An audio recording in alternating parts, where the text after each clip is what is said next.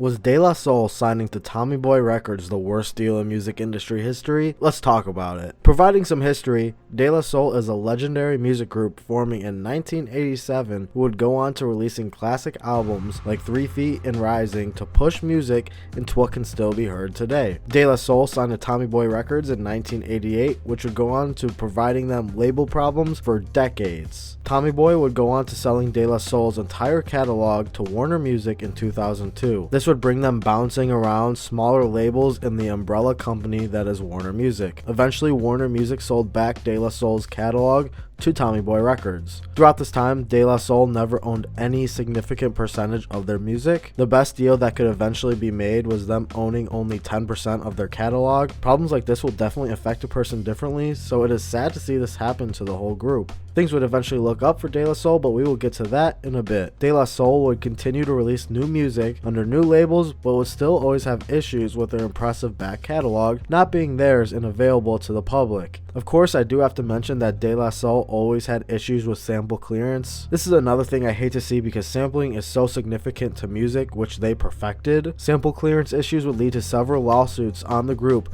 which made it harder for their catalog to be heard. Eventually, issues would be solved and they would see more clearance on past songs to allow them to be fully released. Still, that would come at a cost, with them only owning 10% of their music to Tommy Boy and other major labels. Not owning their music would actually get De La Soul to tell their fans to not stream their older music because they wouldn't be receiving any significant pay from it. Things would eventually look up for De La Soul as Tommy Boy would once again sell their catalog for $100 million to music rights company Reservoir. I'd also like to mention that Nas and his label Mass Appeal were a part of the process on helping to get De La Soul's music back during their time with Tommy Boy. This new deal with Reservoir would come in July of 2021, which should have big meaning for De La Soul. They now own a larger percentage of their music and can put it up for distribution. They plan on making a full release on their catalog in 2022. I'm happy for them that the situation has finally cleared up since 1988. They now own a larger percentage of their music and can see full releases. Still, you have to wonder if this is the worst deal in music industry history. At a battle with a label for decades, not owning your music and not being able to properly distribute your music, it definitely is up there for one of the worst, but now they are in the clear. Like I said, I am very happy to see them come to a solution with Reservoir Media for music ownership. What do you think about the De La Soul deal with Tommy Boy Records? What other bad deals should I talk about next? Thank you for watching. I'll see you in the next one. Have a great day.